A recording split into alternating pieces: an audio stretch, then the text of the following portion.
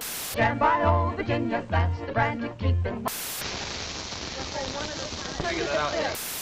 Pillsbury Deluxe Golden Yellow.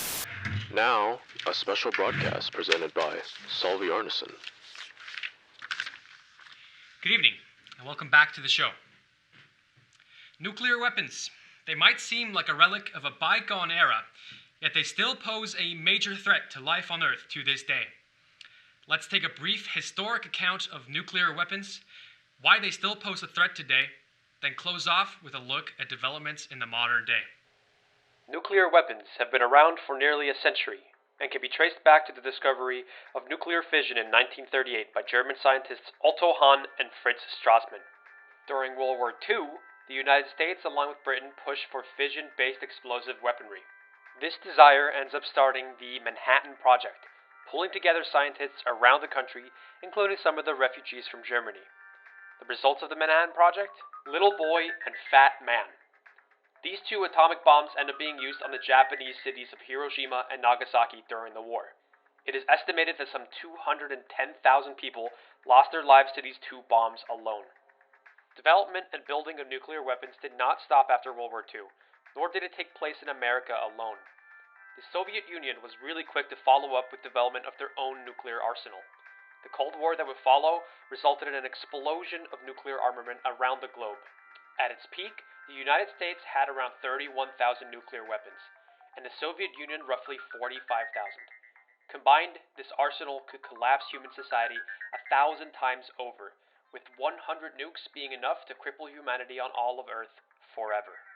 The good news is, almost every nation on Earth is continuing to disarm their nuclear warheads today. The United States is down to less than 5,000 nuclear weapons of varying kinds, while Russia sits at around 6,400. The rest of the world makes up the remaining 3,000. Then what's all the worry? Why should we still care about nuclear weapons today?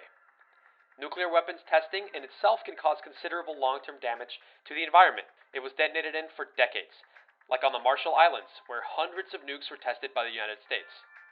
The radiated site now threatens to pollute the Pacific Ocean due to outdated infrastructure.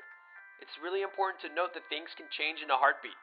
During his presidency, Trump ordered that the U.S. low-yielding nuclear arsenal should be doubled, and had already indicated that he opposed renewal of the START treaty with Russia.